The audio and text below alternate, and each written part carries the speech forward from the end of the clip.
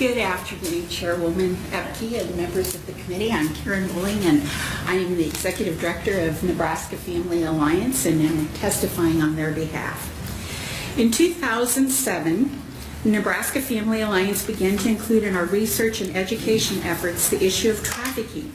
We were grappling with the concept that victims of trafficking existed in our very own backyard. In August of that year, we intentionally moved to our current location, 6 blocks south of the state capitol. We began hosting neighborhood forums in our facility to meet our neighbors and law enforcement. Listening to their concerns, we discovered from local police that the very property that we had purchased had been used as, quote, unquote, a sex brothel. Our team was beginning to understand trafficking as modern-day slavery in which people profit from exploiting others through force, fraud, coercion, and deception. I'm going to skip in honor of time just some of our advocacy efforts that we have done. But traffickers maintain control of their victims through a variety of violent tactics. As a result of this violence, 99% of sex trafficking survivors' victims report negative physical health consequences, and 98% report negative mental health consequences.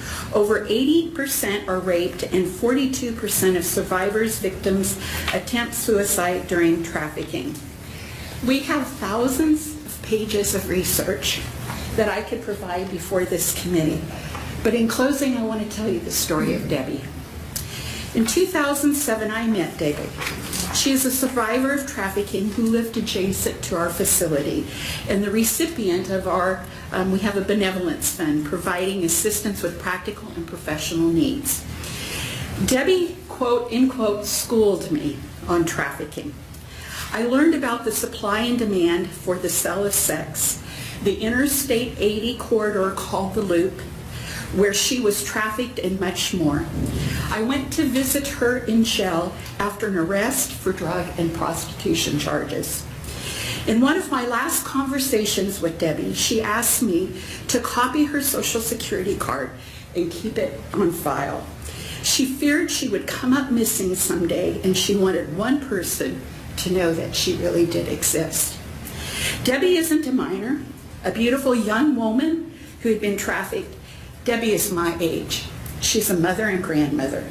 She knows firsthand the trauma of being treated as an object for someone's personal gratification and their willingness to control her every move through psychological manipulation and physical harm.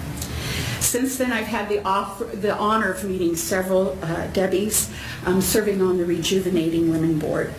I want to thank Senator Patty Pansing Brooks for bringing this bill, and I encourage you to advance LB 1132.